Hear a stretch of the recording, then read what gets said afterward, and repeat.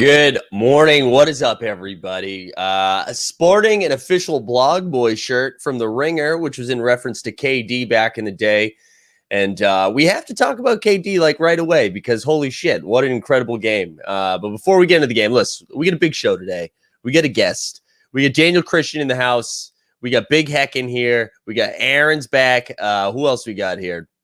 Caleb Brooks, Ryan B. Slides, B. Murr, F-Bombs, Stan Chunk, F at Nico, it's Adam Stubbs, Evan is in here, Taylor. Guys, the gang's all here. So you guys know the drill, right? We're not going to go, what's up, Clapshot? We're not going to go too into the nitty-gritty. Just go like the stream, get more eyeballs up in here, share the shit, comment, All right, let's before we bring in Jeb, who's going to completely derail the show, let's talk about the game last night. I apologize for my voice, too. Also, shout out 77. My voice sounds horrible today.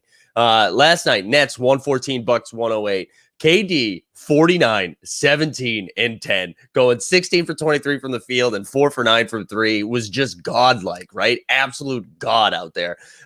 Second best player on the floor, was it James Harden? Was it Giannis Antetokounmpo? No, it was Jeff Green, 27 points. Jeff Green, like who needs a heart? Gums out here, 27 points off the bench. And then Giannis had 34 and 12, Middleton 25, Holiday 19 and 8. I'm sure we'll talk about KD's greatness when we get actually Jeb Bush up on here.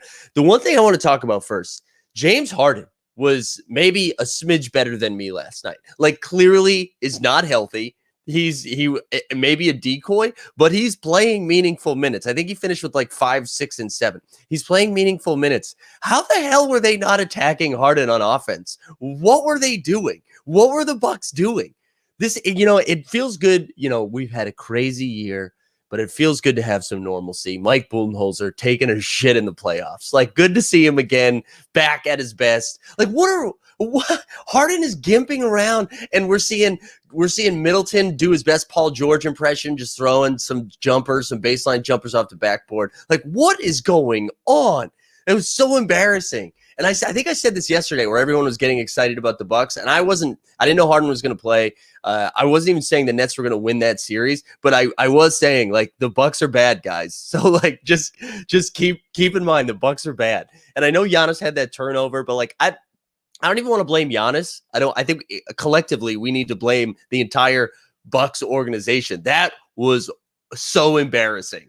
I hate the Nets. I hate Kyrie in my heart. And I found myself rooting for the Nets last night. I really was. I said to Kelsey, I was like, I think I want Brooklyn to win. I'm rooting for KD to hit every shot. Fuck it. Bring Kyrie back. I'll root for Kyrie again. It's unbelievable. That Bucks team is trash. Oh my God. All right. I just needed to get that off my chest. I wanted to get that bad energy out before we brought in our guest today. Very excited. Very excited to bring actually Jeb on today. We'll see what kind of costume excitement we've got today, or maybe we're just getting a fresh cut. What's up, Jeb? How are we doing? And Mike, doing good. Yeah, unfortunately left the bear suit back in California, so it's for the best. Got a little Uzi Vert. That's about all I can bring to the table. Oh, Uzi Vert counts. Uzi Vert counts. So for those of you unfamiliar with actually Jeb, familiarize yourself. You've probably seen him in the Discord. He was on our last show, which by the way, we're back again tonight at 8:30. And you can also check him out on Tinfoil Tuesday, where he's getting into the nitty gritty of all things Top Shot. Also, Portsy says, please clap. Please clap. So how are you doing, dude? What's going on? Doing pretty good. Right now, Top Shot is kind of absolutely chaotic, which is the environment that I thrive in. So I'm very excited.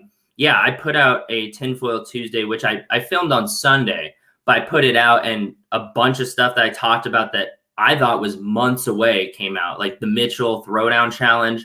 I said, hey, like this might be a showcase, but they said it's not coming till mid-July. And then they're like, boom, like here you go. So like things are crazy right now. I think Top Shot is just, they're like, hey, this is the last chance we really get to beta test like a lot of these new features and a lot of like accelerated features we want to do. So like, let's just start throwing things at the wall. Yeah, it was pretty cool. Pretty cool to see some of those stuff like get rolled out. Agreed. I was surprised how fast it happened. But it's exciting that they're, this is what we talked about before, right? They're one of the reasons that Cool Cats failed so aggressively. It was like the one thing you could do on the platform when a lot of people joined. So everybody's just like sprinting towards it. And now we're seeing like I can't keep up with it. I was DMing you yesterday because I was like, wait, what the fuck's going on? So like we've got like they're throwing a bone to people who collected throwdowns. We've got quests, we've got like 3-day challenges, and they're just multiple challenges going on simultaneously within the same set. So we're seeing a lot of cool stuff right away, and it's just giving us more opportunities to engage on the platform, which is cool. Yeah, and it's really exciting to see because I think we're moving towards certain goals. I don't know.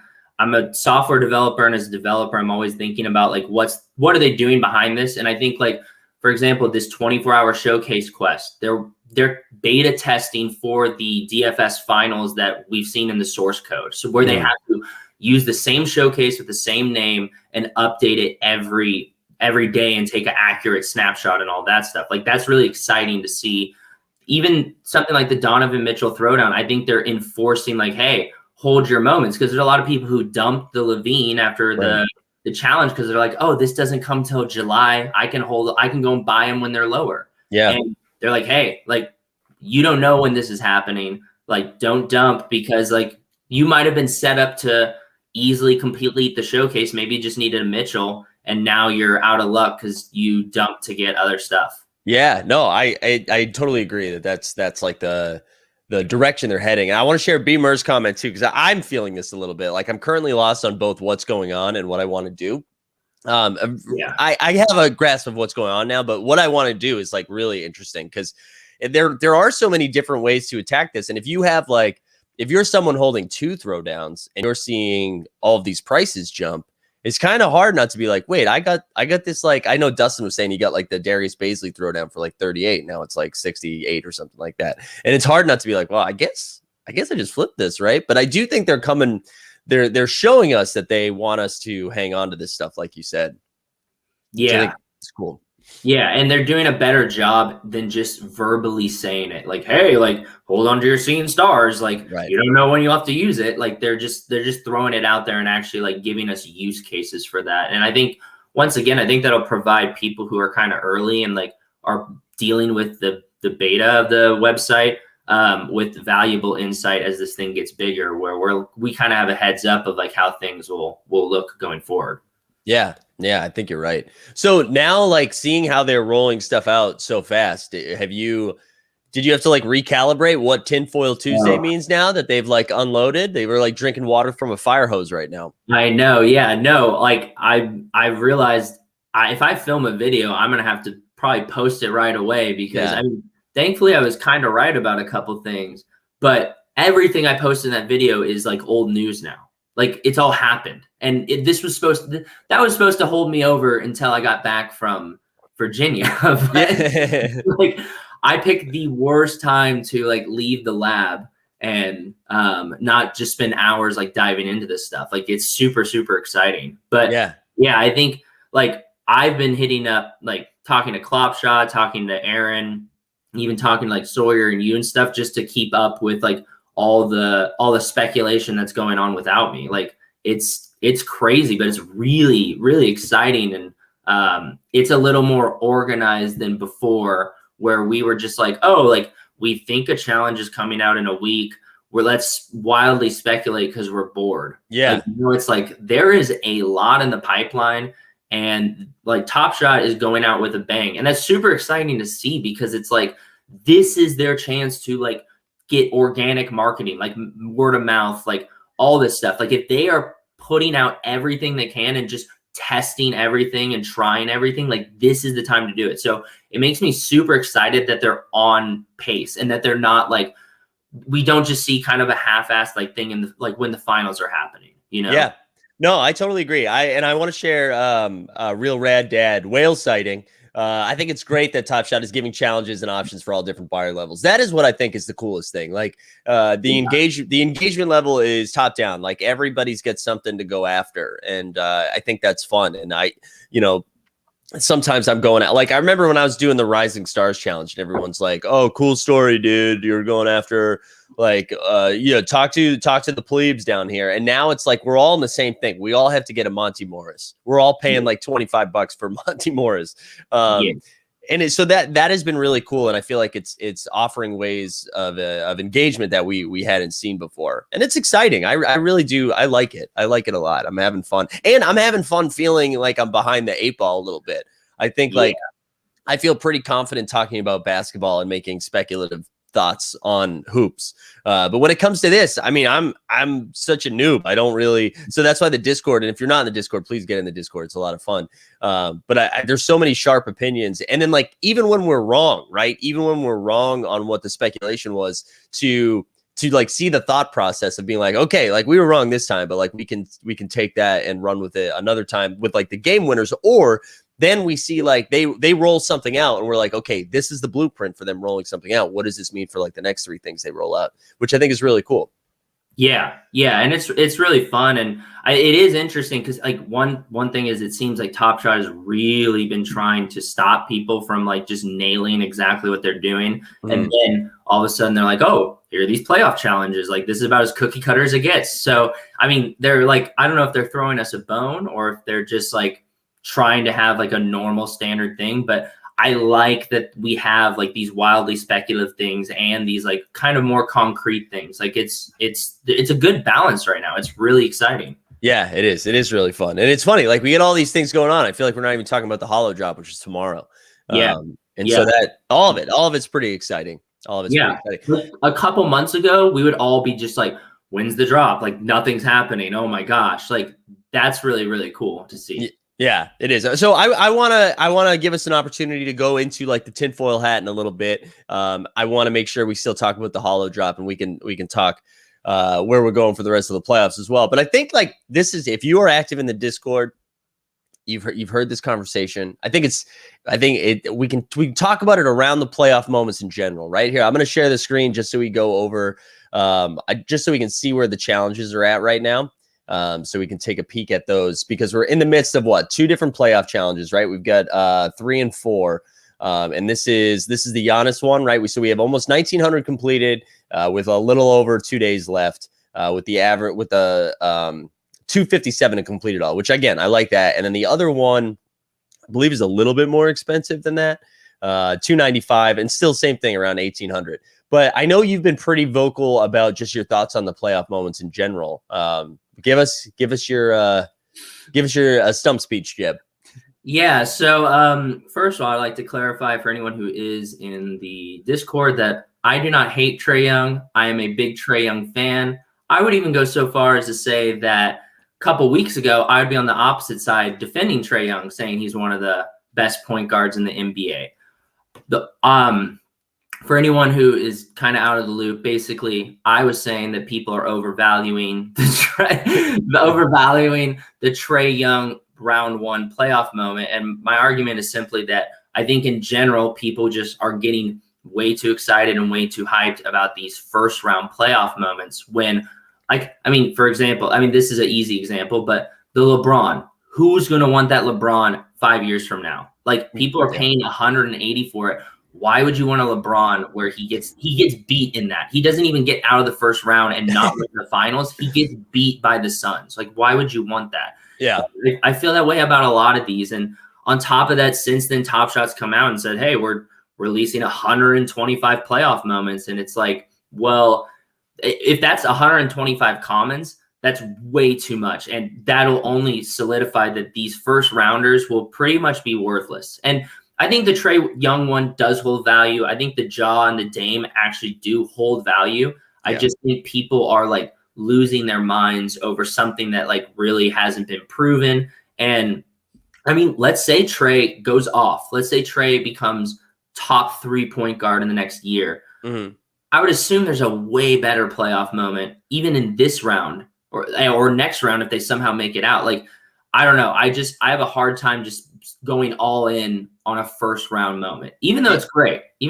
Like, I love Trae Young. What he did in MSG was crazy. I hope he continues to become just an absolute villain there because that's always so much fun. But yeah. No, I will say I agree with what a lot of you are saying. Also, I'm seeing some stuff in the chat. I want to continue this conversation, but Barrel Zone, come back to this. I did not see that Kawhi was doubtful for the rest of the series.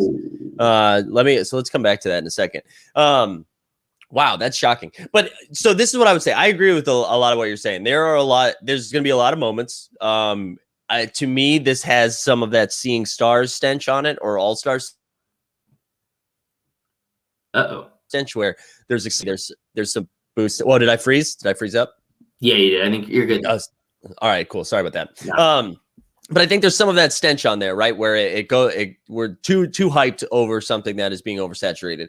So I agree with that. The thing that is a little bit more appealing for me is, as we're seeing these mid sizes grow, for this to be out of 12,000, I do think is kind of nice. I agree with you with the LeBron. I'm not really interested in the LeBron. The moments that stick out to me are the ones that will have like just some meaning behind it, right? So say the Nets do go to the finals. Obviously, there's going to be a finals pack, and so the KD finals will be worth more than a common first round moment, right? But I still think grabbing the first round moment, I still think there's some like value in there. And I'm with you. I think the thing about the Trey though that does stand out to me, I've had mixed feelings over Trey, like back to when he was in Oklahoma, but this did feel like if his career is about to take off, if we're seeing it in real time, whether they get bounced in this round or not, I do think this moment specifically will be like in that highlight reel of being like, oh yeah, remember when he shushed Madison Square Garden? So I do think there is something, for me personally as a collector, I was excited about that because it was the first time that I started liking Trey. I was like, oh hell yeah, he's like leaning into this. People think he's annoying piece of shit, and he's like, I am an annoying piece of shit, but you have to beat me, and I love that. I absolutely love that. So that's kind of. Oh, go ahead. I say I agree with all that. I do think it's a highlight moment. I just think when people in this case in the Discord, but just in general, some people are like, this is his coming out moment. It's like, that's a little optimistic, and I could be wrong. Like he could go off next year, and it wouldn't shock me, but.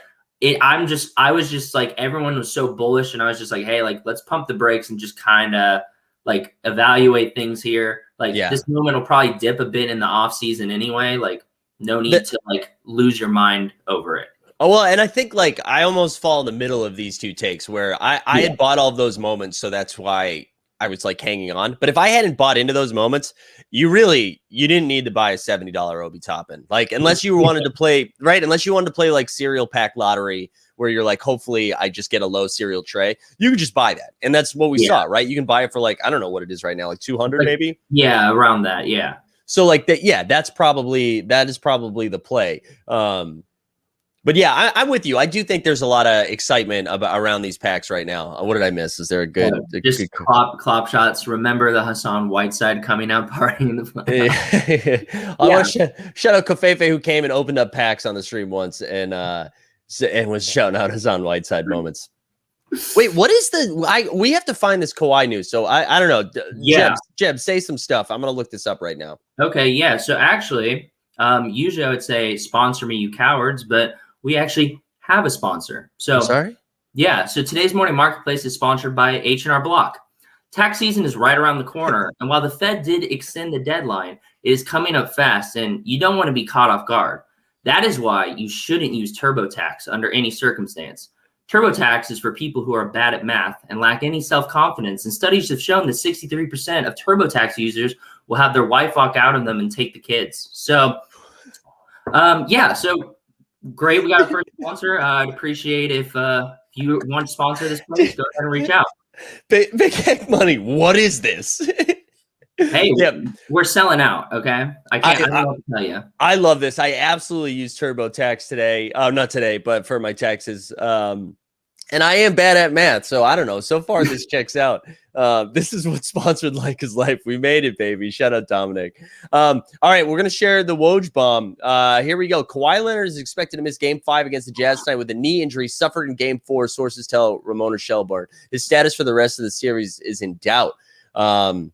Leonard told teammates last night to prepare for him to be out. He landed awkwardly on a drive in fourth quarter and grimaced in pain Monday night. He briefly stayed in the game, but didn't finish as the Clippers secured the win. So I'll be honest, I fell asleep towards the end of that game. So I didn't even know that. Also, so I saw it. And it looked fine. He stayed in the game. And then when they took him out and they did an interview and were asking around, they made it very clear that he was fine. They took him out for precaution and also because they were winning by a good margin. So they're like, oh, keep him out there. So that Oh, that hurts. Like, Man, I'm a huge Kawhi fan, and you don't want to see anyone get injured. yeah, I mean, I just this battle of attrition, man. It's the absolute battle of attrition. We're just you like Chris Paul is apparently in COVID protocols right now, and hopefully my man was vaxxed, so it's like an abridged version of it. But like, Yeah. it is pretty wild, and that kind of opens the West back up because after the Clippers lose 2 games, that's when they usually start playing. So we're going to get Paul George in full effect right now. Benno says, try to say maybe PG will go for 45 now with a straight face. Well, did you see that crazy stat that Kawhi has never lost a series? He's down 2-0 in. Whoa, no, I hadn't seen that. So amazing. Yeah. Oh my God. Like, yeah, it's like he's got him right where he wanted them the whole time. Yeah. But Real Rad Dad says Kawhi Top Shot debut going on sale as we speak. Man, that really does. It's funny. Like normally when we get to this point in the playoffs, we have a pretty clear idea of where everything is going. And right now we have the Hawks and Philly for basically a toss-up game right now. I mean, I would still say the Sixers are favored, but Embiid does not look 100% anymore. Like he did the first 3 games, but now he's starting to look a little sluggish. You've got Jazz Clippers now wide open. The Nets Bucks series, like who the hell knows? It's pretty wild. I mean, yeah, the only team that actually looks like insanely good is the Suns right now, which I was high on the Suns. I never thought I would be like, yeah, Suns kind of look the best right now. They really do, and the healthiest, man. Like I don't know, although now Chris Paul's out, so like who knows? I mean, that's COVID. It sounds like not right injury. So right. Yeah. So yeah, hopefully he's back. He's back soon. Yeah, Caleb Brooks is Pandemic P to the rescue. Yeah, I don't know. So where are you standing here with it? I guess you just said you feel like the Suns look the best. Is that where if you were I found out the news with you, but if you would have asked me yesterday or even an hour ago, I would have said Clippers are the favorite from my standpoint. Like they've looked amazing these last 2 games, and in my opinion, Kawhi is the best player that's in like the playoffs still. And I would argue possibly the best player in the playoffs from the beginning, but that's a different topic. No, you're right. I'm with you. Okay, cool. But yeah, if he's injured, if it's 1 or 2 games, I think they could still pull it out. Maybe the Jazz do not look good with Conley out. I know. It's just Donovan Mitchell verse. And even this last game, they did a pretty good job at stopping him. Like between Beverly and Kawhi and Paul George and all these people giving him different looks. Like they've really slowed him down compared to game 1 and game 2. Mm-hmm. So maybe if it's just kind of precautionary and he's fine, I would still favor Clippers if he can come back by game 6 or 7 and look like Kawhi Leonard. But otherwise, yeah, I think it would be Suns and then probably Nets. I mean, it's so funny too when you think about like Chris Paul's career arc and how unlucky he's been in the playoffs with injury history or just like running into buzzsaw teams, and then to see what's happening right now where the Lakers lose AD and then you get a dinged up Nuggets team while the Jazz and Clippers are all banged up now, and it really does feel like the runway is being opened up for Chris Paul to get a finals run. And I as a Chris Paul fan, that's pretty exciting. I do love that. No, he is completely rewriting his legacy. I mean, if this man wins a finals, I think you said this in yesterday's morning marketplace, but he jumps so like significantly on an all-time list. Like, and it makes me happy because like you said, the guy has had just the worst luck with like teams and like injuries and all that stuff and doesn't really get the respect he deserves. Yeah, no, I'm totally, because I said that yesterday, so obviously I'm all with that. But yeah, I'm really excited to see what that series is going to look like. Someone's saying put some respect on the Jazz. Guys, where is it? I want to find that comment. Here it is. Jared, shout out Jared. Thanks for tuning in. I have yet to put respect on the Jazz, and I'm not going to start doing it now. Nothing has changed in my life that makes me to start respect the Jazz. I don't know why. I know it's a leak in my game. I know it's a flaw, but I'm just not going to do it. I'm just not going to do it.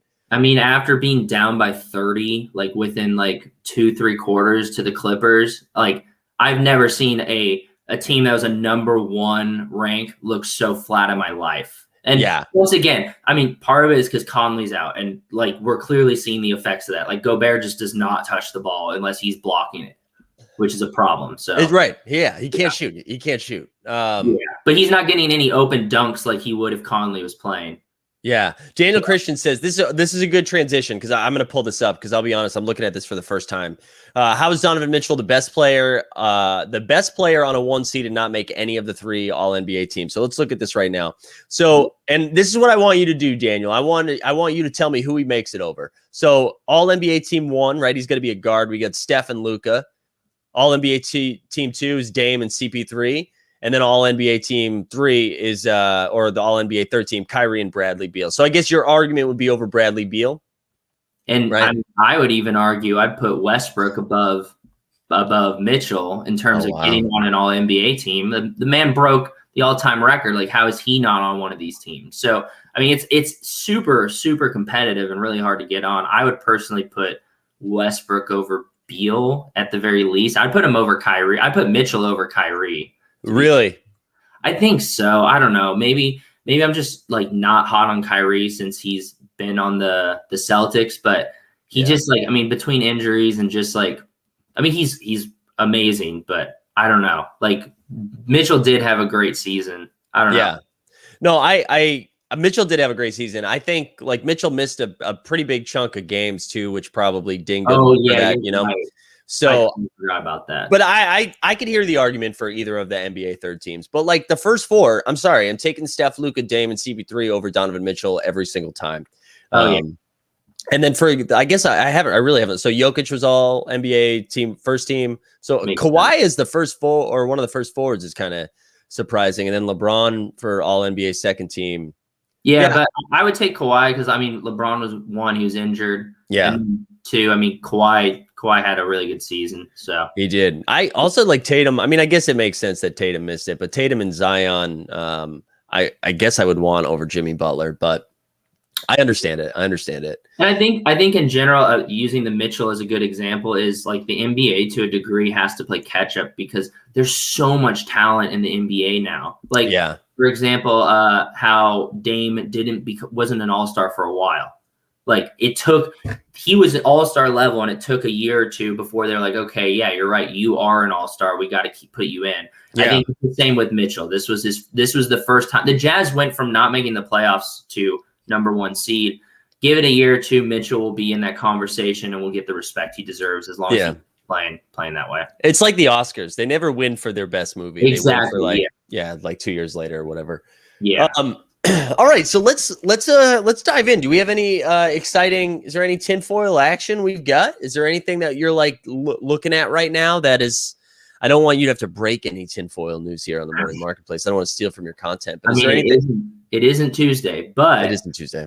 Actually, the one thing that I got into last night in the Discord and something I'm super super interested in is Top Shot with the new Holo Pack. I think it's with the new Holo Pack. They basically said this new LaMelo MGLE will not, or Melo Holo, I think it's the MGLE, won't be released in packs. And kind of, I don't know if they explicitly said it's going to be earnable or if they hinted at it and just dropped a couple breadcrumbs. But basically, especially with the Mitchell happening kind of like we thought it would, there's a lot of speculation that, in order to get this LaMelo MGLE, there might be a Rookie of the Year or a rookie like themed challenge or quest. It's something I talked about in my last video very briefly, but when I made the video, I was kind of talking in my head, I just defaulted it to like a common reward and thinking of common moments. So I told people like, like if you buy a bunch of common rookies, that's not necessarily the worst idea because you have rookies if they don't do this challenge. And if not, you're set up for this possible challenge. But with the MGLE, it's like, okay, so maybe similar to the Mitchell, we have 9 rares, and the stipulation is they have to be rare and have 2 rookie badges. Okay. So that would be there's a healthy number to choose from between rising stars, a couple throwdowns, some MGLEs and stuff like that, which is great because that means we don't see a squeeze on a couple moments, which Top Shot has made it very vocal that they're trying to avoid that at all costs. And do you think they're trying to avoid that at all costs so that people don't get that information ahead of time and then start scooping them up? Or I think they're trying to avoid it at all costs, mostly because, like, let's say you're a brand new user and you come in. So I have some friends that I've had join Top Shot, and they're not super into it like me, and they're like maybe aware of what the challenges are, but they definitely don't understand how it affects the market. So imagine you're a brand new person, you come in, you look for your favorite player, and you're like, oh wow, this Patrick Beverly is going for $50. This common 40K Patrick Beverly. I don't know any better. I'm going to buy this Patrick Beverly. And by the way, if that's your favorite player, like, I don't really feel bad for you. But you buy for $50, and then you get off Top Shot. You're a casual user. You're brand new. You're not using it every day. You log on a week later, and it's going for $3. Like, if that being your first Top Shot experience, that is crushing. And that's a very likely way to stop people at the very least from putting more money in and buying into the project and like believing in it and getting excited about it. So I think after we had those 12, was it 12K or 15Ks that like they're the garbage players, and they went up to like almost 100 each. It was like Dwight Howard and Serge Ibaka. Yeah. And the one after that too, where it was like Green was one of them or something like that. Oh yeah, Jermichael Green, TJ McConnell was one of them too. Exactly, and those things skyrocketed. And I think Top Shot really looked at that, and even you had users who were like veterans who were complaining because they're like, oh, I want to do this challenge and I can't because it costs so much. And that I feel a little less worse for, because you're not obligated to do every challenge or entitled to that. But I think that Top Shot looked at this and they're like, look, this is not healthy for like a new user. So we need to make sure we do not have any like super bottlenecks. So even with this playoff, these playoff challenges is a great example. The bottlenecks were the playoff moments. We saw the commons kind of spike, and then they went back down, and they're at like kind of normal prices. So maybe you could have bought them at 3, and now they're at 7. But 7 to 3 is way different than 90 to 3. Yeah, I think that's why. So I think once again, kind of with this LaMelo challenge, there's a bunch of rares out there, which gives you enough so we're not going to see one in particular spike.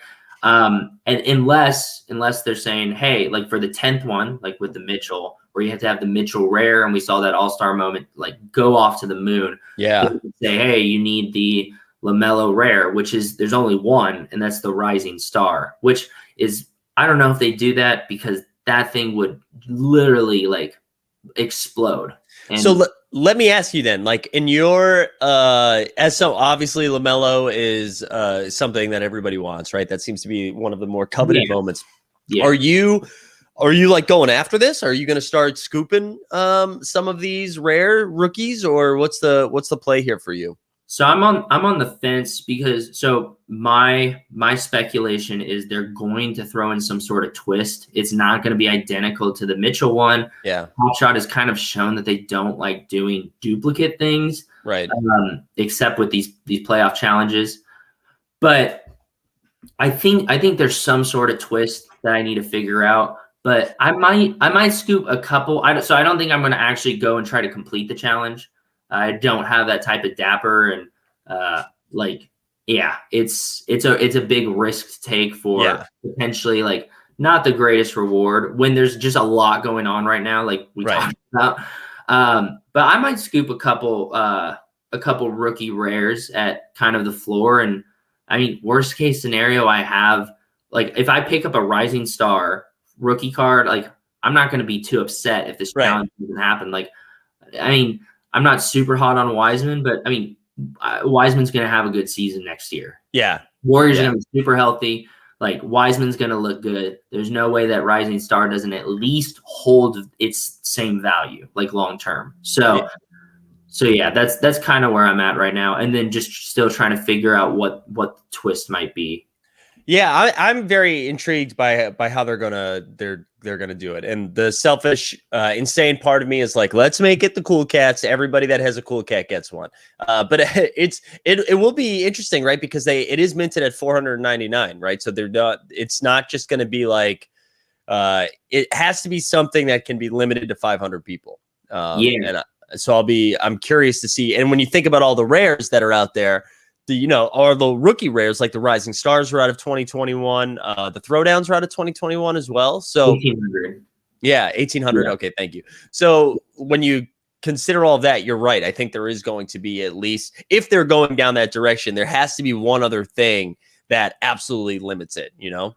Yeah, and I mean that's the interesting thing. I totally forgot about that, honestly. But you pointing out there's only 499. This is not like a live mint on it. Right. So, like, I mean, I don't think they do this, but we saw with the stat showcase where they're like, hey, like you have a chance at getting 1 out of 100. Right. Like what Aaron's saying right here. Yeah, that would not be a good setup. Hey, drop 5K on this showcase and you get a chance at hello MGLE. I mean, this is a much lower stake example of it, but that's why I sold. I bought a cheap Monty Morris and a Will Barton, and then all of a sudden the price like doubled or tripled, and I was like, okay, I have to flip it. Yeah, no, 100%, because it's dropping right back down.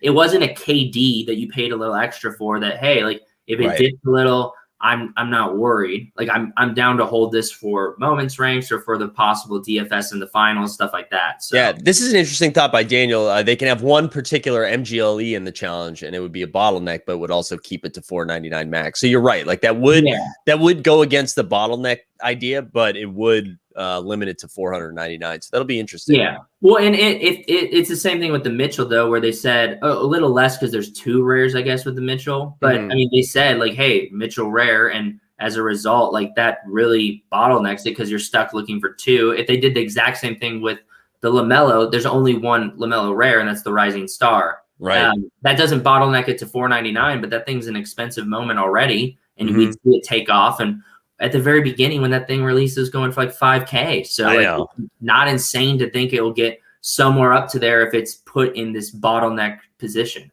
Yeah, I'm kind of approaching it the same way that I approached the Donovan Mitchell one, where if I have the Donovan Mitchell rare moment that's needed, if I have whatever the rare moments that like the bottleneck, the expensive thing, then yeah, I'll probably fire some bullets at it. But if it's if I have to go get the expensive piece, this is actually how I approach any challenge almost. If I pack the expensive piece, I'm going to go out of my way to make it work. And if I don't, I'm probably not going to. But to keep the tinfoil conversation going, because I'm seeing some fun stuff in the chat here. So people are talking about, I know Jacob referenced like, oh, maybe the rebound packs will be like super rebounds. There'll be something exciting in here. So Mike Gordon's saying like early adopters for rebounds.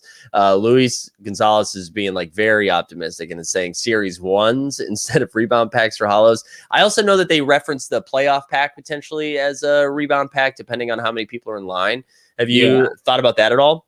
Yeah, well, it kind of blows my mind how like optimistic people have gotten about this.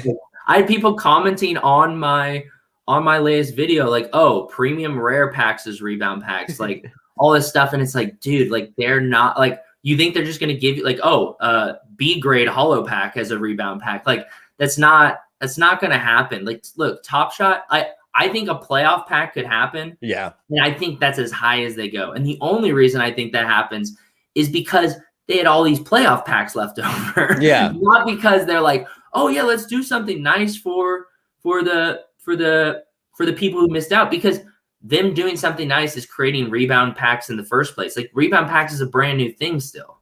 Right. I know. I totally agree. But I actually don't blame Top Shot on this one. I don't at all. Yeah. Normally I blame Top Shot on the breadcrumbs. Like I see Club Shot saying, hinting at setting up for Top Shot disappointment again. We are at the point now where it is on us. Like even in the hint, it was kind of like, oh, that's an interesting idea when it came to the idea of playoff packs. So like, if it's not playoff packs and we get rebound packs that are caca, like that's fine, guys. All right. We can't freak out about the rebound packs anymore. We can only be excited if it's something better. There can be no anger. All right. We've had so many times of shit rebound packs. We get it. That's what happens now. Okay. Yeah. I think we need to cut Jacob a break here. I think it would be cool if they do playoff packs. That would be a nice thing, especially considering so many people clearly aped into like, get their collector score up, and those are the type of people you want to retain in a healthy marketplace. So it'd be great if they did playoff packs, but yeah, people who are like, oh, premium packs or like S1, like that is like way out of bounds. I will say Mike Gordon said if they don't give out the early adopters, they will have to burn them. That's true, but I do wonder if that's included with the series 1 stuff, right? Because those are Those are the serial ones with the or it's tickets. just something that happens with the tickets in the future, because they've made it very clear the tickets are here to stay. So yeah, instead of a rebound pack, give me 25 tickets. How about that? Yeah. How about that? I'll take 25 pit tickets. Daniel says, if I don't get a hollow pack, Mike's led me to believe I'll get a Lambo instead. That's true. That's true. This That's is good advice. Not financial advice. It's a conspiracy theory. Let's remember, guys. This is not. Yeah, this is Lambo advice. This is Lambo advice. So I guess like to open this or broaden the scope a little bit more. How have you been outside of putting on tinfoil hats and coming up with crazy ass theories? How have you been like attacking the marketplace over the last like couple months, if you have at all? Because I know, we've all been speculating like, when's the bottom? When do we buy? All that stuff. So kind of where have you been at? Yeah, so I think for quite a while, my like long-term theory is that the off season is going to be the bottom and the best time to buy. And I think you and I have kind of even talked about like, oh, like so many people are expecting that maybe it doesn't happen. But like leading up to the playoffs, and during the playoffs too, I've been buying and kind of selling based on that, where maybe dumping a couple. So like I've dumped a couple mile bridges that I got at $2 because people are doing it for the collector score. And I'm like, yeah, that mile bridges is coming back down. I'll buy it. I'll rebuy it then. But like I have a couple Jeff Green Top Shot debuts. And I mean, it's now, I think I bought him at 5. It's now up to 15, but I don't plan to sell until he's in the finals, if I sell at all. Partly because of the speculative on the DFS that'll happen. That's why I picked him up in the first place. I was like, oh, like I might need him, or worst case scenario, he's higher demand and I can flip him and use that dapper to get a moment I do need for that. So yeah, that makes sense. I do I like that. I mean, this is what got me excited about Top Shot to begin with. The idea of reacting to what's happening on the court and to see the, like here, I'll pull up, let's go over to OTM to see what kind of information they have today. But let me refresh it. I just want to see like what's popping the most. And right, so we got Donovan Mitchell here is up 120% in the last 24 hours. But that again, because that was a part of the quest. Jeff Green, like you said, is up 54% based on last night's performance. And then these ones, like he was 14 this morning, like he's still going up, which is right. And then like, I don't know how much JaVale McGee, Kemba, and Daniel House have to do with anything.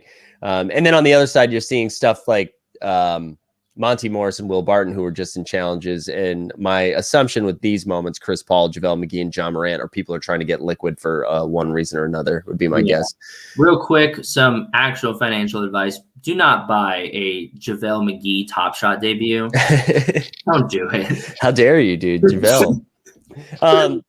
Daniel says, will offseason dip enough to buy, or will more organic growth via word of mouth bring in enough new users to slowly rise the floor on things?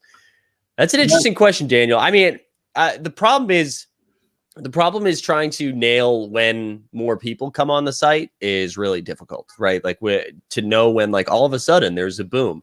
I mean, it's really hard to peg when that happens. And I know we've speculated like a long time ago. Everyone was like, it's going to be the playoffs, and then we all kind of took our foot off the gas on that take. And now it's kind of been like, oh, the beginning of series 3, when the new season starts, maybe we'll see it then. So I don't know. It's really hard to tell. I kind of was of the mindset that everybody kept talking about the dip, that we talked about a playoff bump. And then when that didn't happen, everyone was undercutting to sell because they were planning on selling in the playoffs anyways. And then we found some like pretty good opportunities to buy. But now it does feel like it's leveling out a little bit. And who knows, maybe we see another dip in the offseason. Yeah, no. And I think I don't think there's massive worry about the floor rising in the off season. I think kind of like you said, worst case scenario, we just don't really see a dip. But I think when we see that big user bump is when Top Shot announces, hey, we're not beta anymore. Yeah.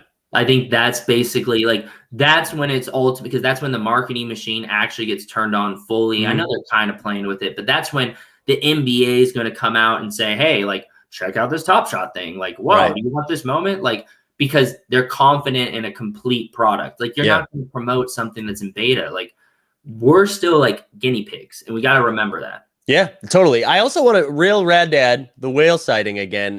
Said run back won't be in series 2. The finals are the last pack for series 2. I know they announced that. I also wouldn't be surprised though if they walked that back, because when they announced that, that was also when series 2 was ending with the finals, right? And now that they've decided they're not doing that because everyone was like, that's stupid. Let's start series 3 when the season starts.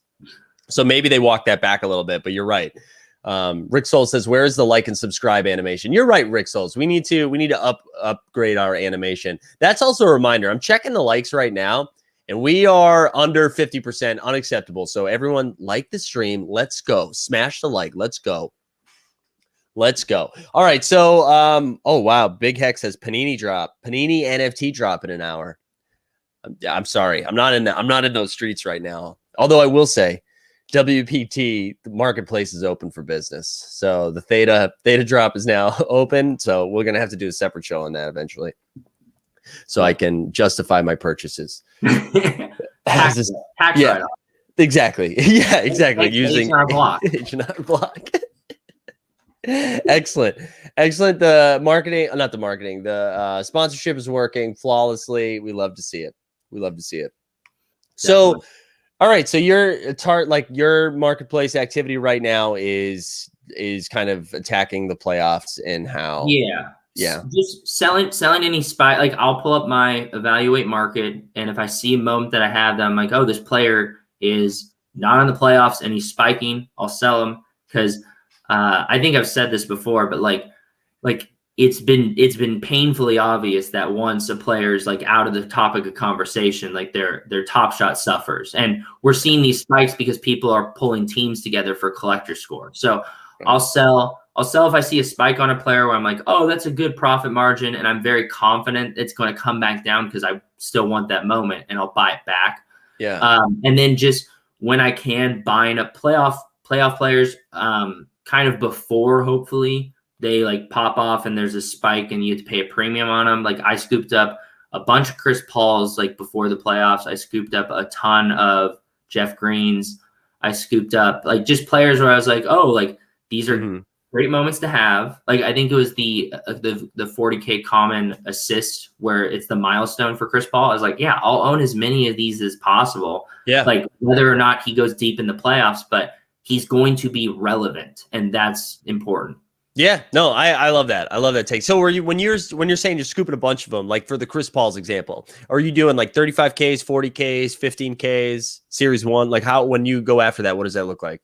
It really depends. For me, I care a lot about the moment. I think that has a lot of value that is a little undervalued.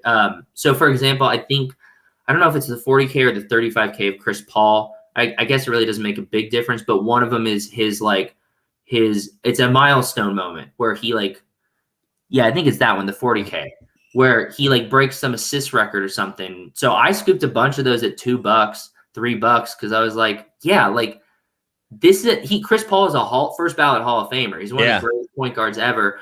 If he runs deep in the playoffs, this moment could have some value.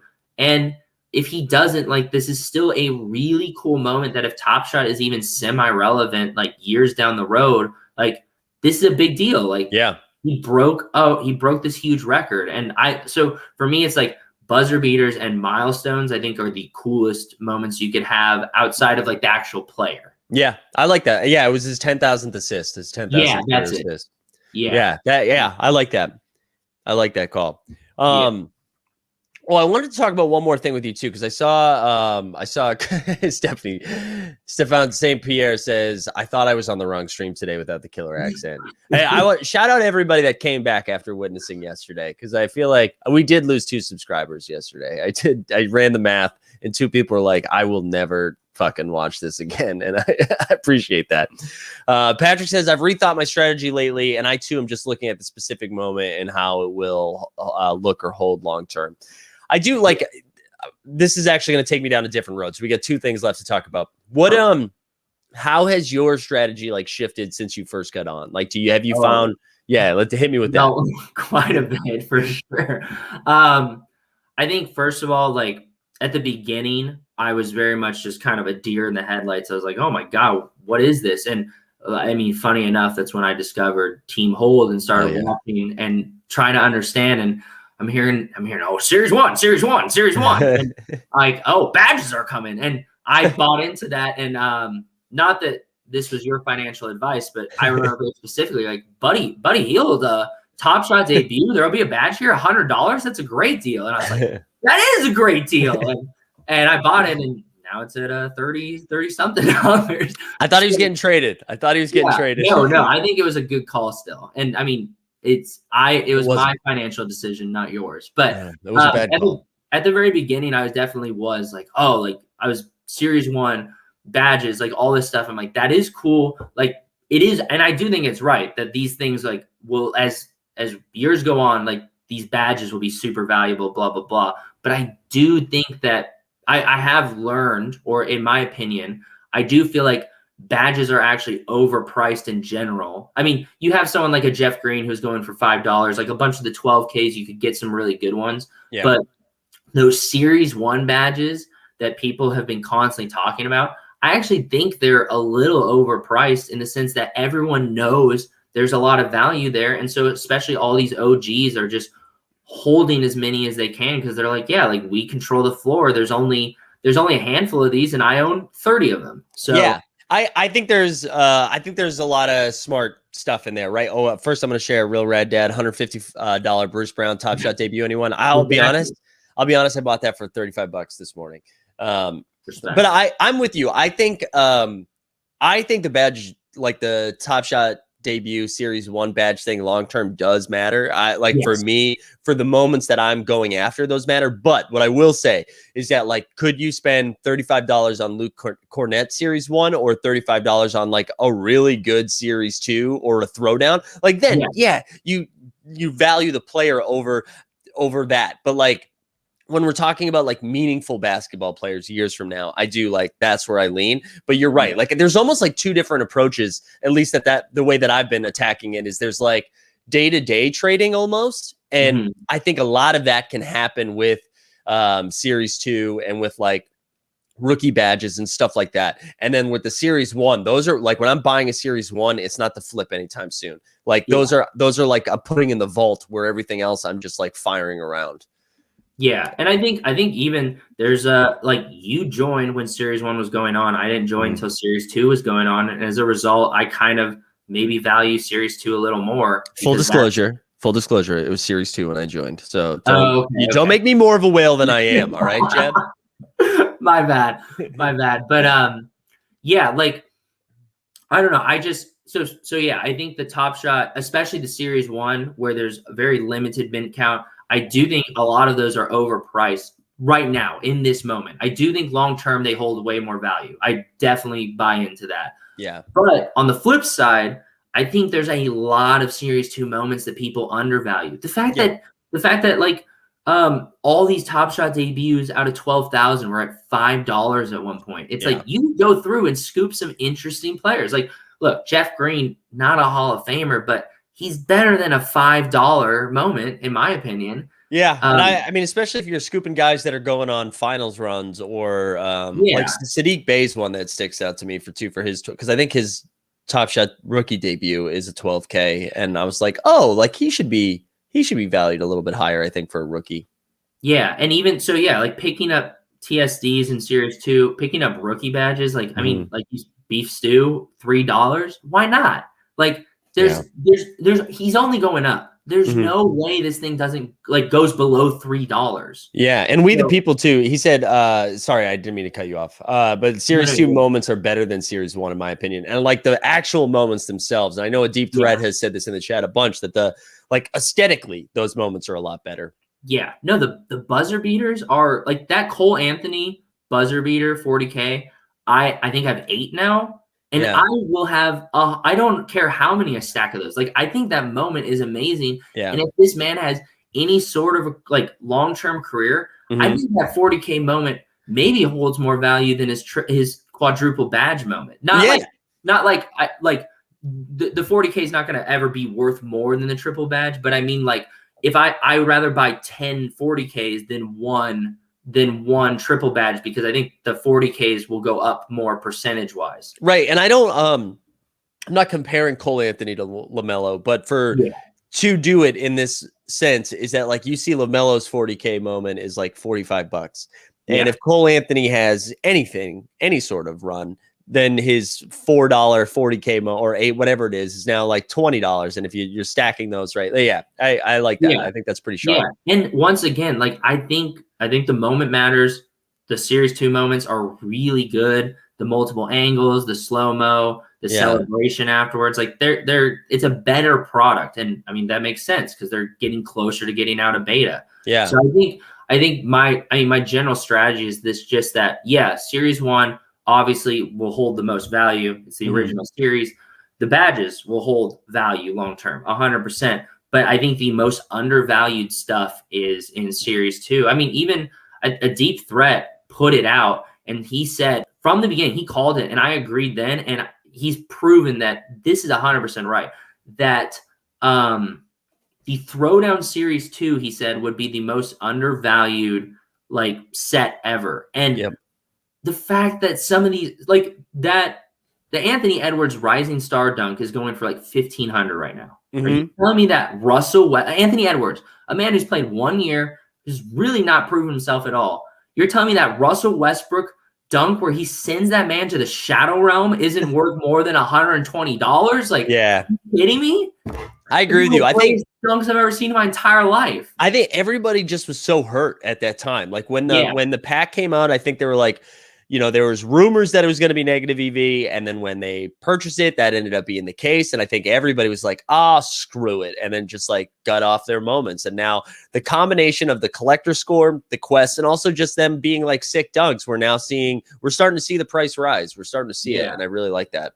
Yeah. But I think there's so many, like Seeing Stars. That's another great example. The Seeing Stars is the first all-star set.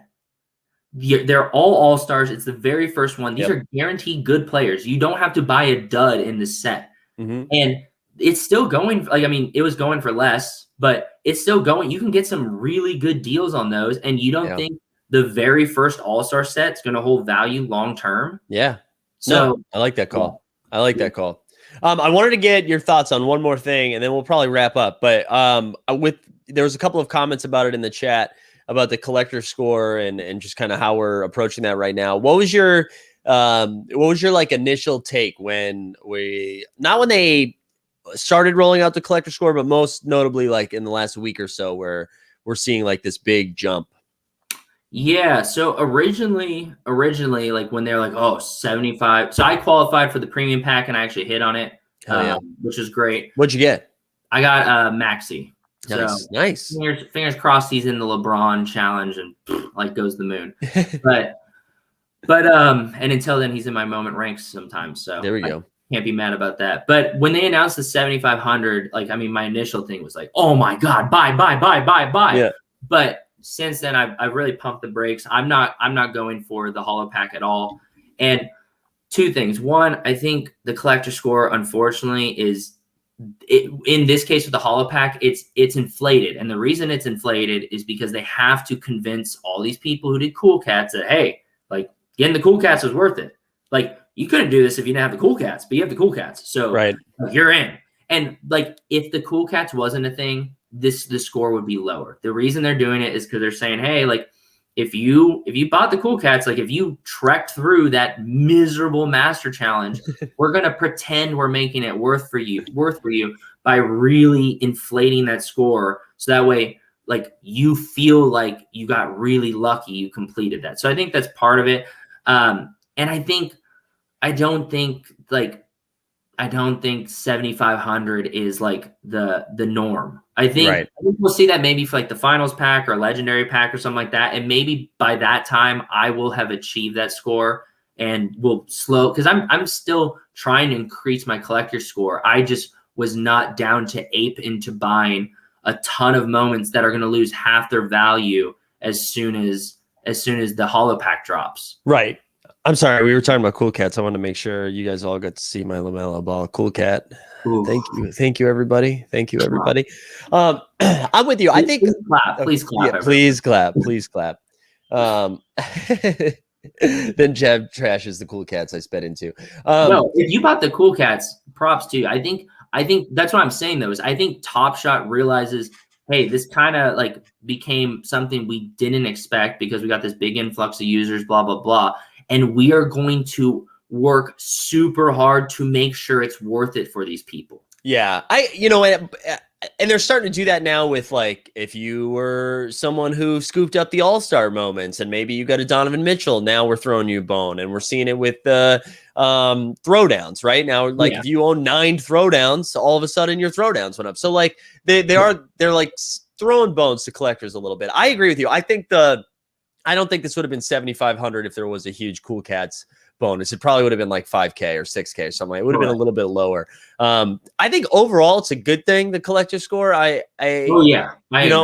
I do think I like my favorite thing, and I've said this over and over again. It's like a broken record. Frank says Mike's first tat is going to be a Cool Cat on his chest. Full disclosure, just bought a Cool Cat jersey that is going to be here in a couple weeks. I'm very excited about it. 9 Lives or Lounge, whatever the hell it's called.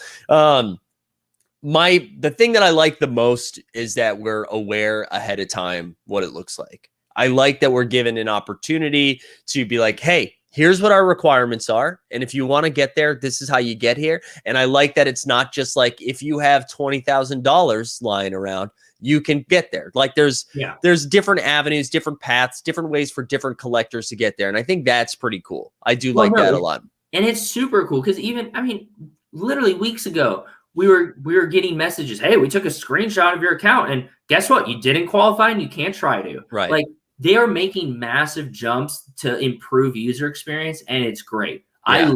I love, they announced at the beginning, hey, collector scores become much more complex and how fast they've increased the complexity is super exciting. And I do think there'll eventually be some sort of multiplier like, hey, you held on to this moment for 20 years. Like, here you go. Like, you get some extra points, even though it's a 40K moment or it's a 100K moment by then or something like that. Yeah, and they still need to make tweaks, right? Like, I think if you bought 50 Bruce Brown's Series 1 Top Shot debut, that shouldn't be worth more than buying Vince Carter's Top Shot debut.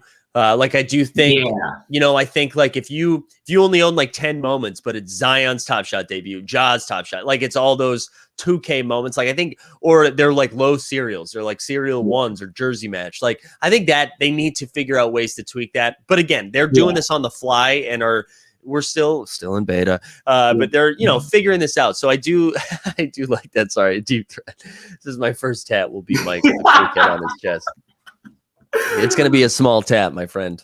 But no, and I agree. And even to your point, how they have like that marketplace bonus, like that's going to get replaced by something that you're talking about. Like that's temporary to say, hey, like we get some people like have spent like a lot of money on few moments. So until we build the algorithm that can account for that, we're going to throw this bonus in because you do deserve to qualify. So it's only going to get more complex where time's a factor, money spent's a factor, how like badges could be a factor.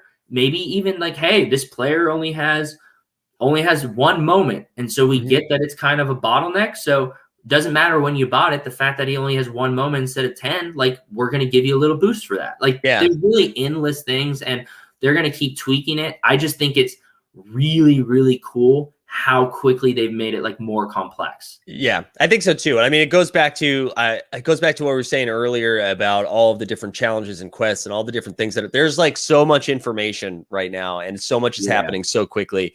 And so I hope this show continues to be something that's useful and people like you in the Discord who are, taking shots at trying to break stuff down. Cause it is overwhelming. And I almost, as someone who's streaming every day, feel a responsibility to be on top of this stuff. And it's like, there's so much happening, which is exciting. It's exciting, but I also, again, like drinking water from a fire hose, it can be a lot.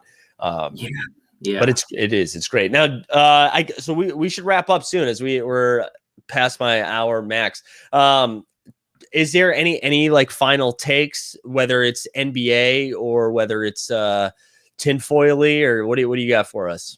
I'm honestly kind of playing a little catch up right now and just like fired off my load and it's already kind of come to fruition and like moving on to the next thing. So I don't have anything super hot take. I guess I will say this is not really a theory, but it'll be really interesting to see what happens post Holo Pack drop. If there's going to be Because I mean, I don't think there's gonna be this violent dump since the holo pack is 20, like a fraction of the cost of it usually being. It's only in the 200s instead of 1,000. So I don't think we're gonna see this crazy like change in the marketplace. Call it a violent dump again. Call it a violent dump again. Yeah, I don't think we will see a violent dump, but like it'll be interesting to see how the marketplace reacts, and then it'll be even more interesting to see what Top Shot does going forward, because actually this is something I'll talk about.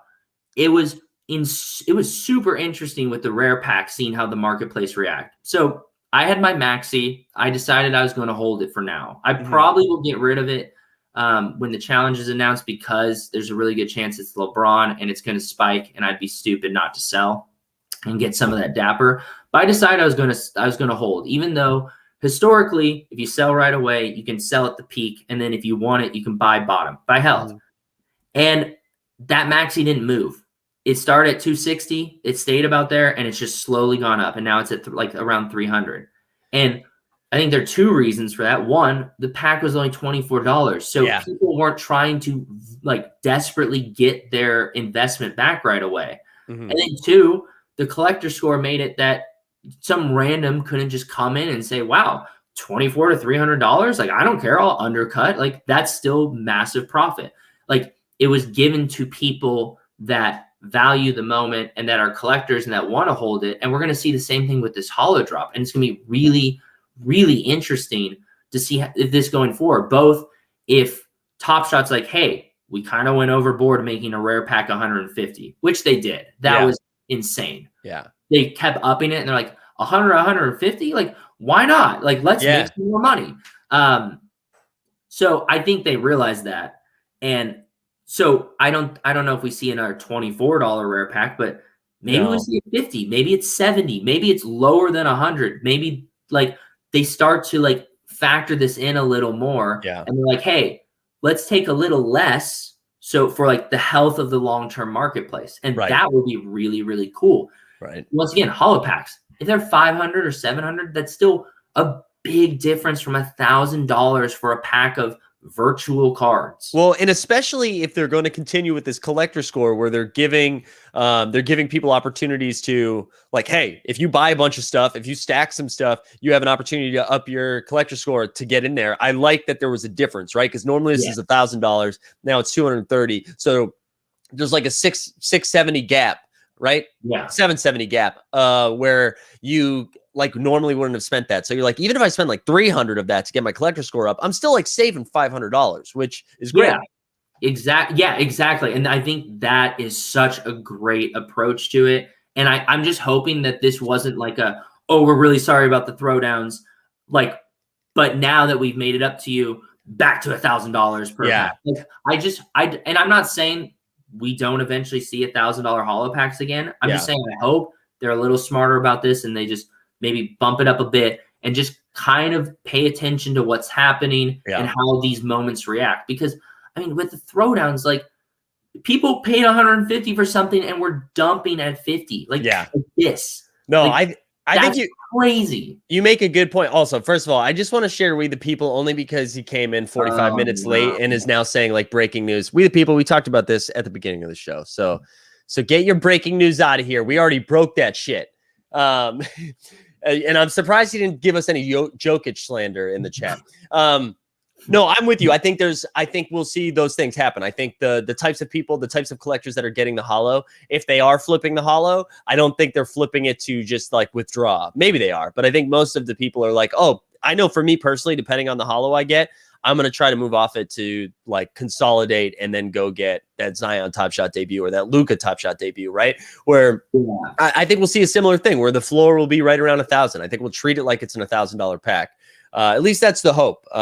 That's my hope, that we're going to treat it in the same way that we treated the MGLEs. But it is exciting. It's exciting. And again, I mean, this is way more fun to talk about when stuff seems to be trending upwards. So hopefully that continues. Yeah, and that's also an important caveat to make is like, hey, like we might see this a little differently when things are trending downwards. But I think it was a clear indicator that Top Shot is aware they made it. And I mean, Jacob did this interview that I listened to, and he kind of he kind of like was like, hey, yeah, we messed up on throwdowns. Like we kind of overestimated things. And I think it was a good wake up call. Cause I mean, like I remember you and I were talking in the Discord and I was like, yeah, I don't think I'm going for this pack. And you're like, well, there hasn't been a negative EV pack yet, so I'm going for it. Yeah. And it was the first one. And that's a giant like crossover. And I think and so I think it was a good learning experience. We like you said, we're in beta. Like we have to keep that in mind. As a developer, when I'm testing something and someone's like, well, why doesn't this work? I'm like, it's being developed. Like, and so we gotta extend that same grace to Top Shot as well. Like they're figuring it out and they're doing a better job at throwing us bones and just kind of like, hey, like if you are a part of this and you believe in our product and you're not just here to like make a quick buck, like we want to reward you and give you opportunities because like we want you to be a part of this community and this ecosystem like long term. Yeah, I like that it's providing both, right? Like we want you doing long term, but if you are in it to make a quick buck, there are opportunities to do that. You just got to work a little bit harder, right? You got to grind a little bit more, and it's with smaller transactions. And like you said, it's the fun part is like, hey, like, I mean, if you're trading on the stock market, it's not easy to get insider information, but if you're watching basketball games, you can kind of figure out like, hey, like this guy might take a spike or this guy might be involved in a challenge or something like that. Yeah. And that's super fun. It is super fun. It is super fun. I love Stan. Stan's getting feisty over there saying beta. Feisty Stan back in the chat again. That was honestly, it's good to see Stan feisty because he hasn't been feisty since his heat got smoked. All right, I think we're gonna wrap there. Although before we wrap, I gotta tell you, I was prepared today. I was prepared for a little tinfoil hat action. I was ready to go. So even though it's not Tuesday, it's Wednesday. Jeb, thanks for coming on the show. We're back tonight at 8:30 with the whole gang. The whole gang's here. Greg's already talked about doing some weird video shit, so I'm excited to see what that looks like. And you can see in the show notes, I also put it in the chat. You can join the Discord, which is a lot of fun. You can follow my Substack, follow us on Twitter, Patreon, everything. Jeb, thanks for coming on today, man. Yeah, thanks for having me. This is super fun. Hopefully get to do it again. Guys, if you're interested, check out my channel, ActuallyJebBush. I'm on Twitter, ActuallyJebBush. Send me Top Shot moments for free at ActuallyJebBush. Whatever you want. I talk a lot about speculation on challenges. I'm very involved in the Team Hold Discord. If you see me in there, just shoot me your wildest theory and I will run with it. We love it. We love it. And as always, shout out to the chat for being here today and making this a lot more fun. Shout out to Stan Loves. Nothing but love for Stan Loves. And then let's get a little bowl and get us out of here. See you guys. Bobo. His first name is Bull and his last name is Bull. No, yeah. Long legs. Oh my God. I bet his legs are taller than my whole body. I'm leaving you for Bobo. Like.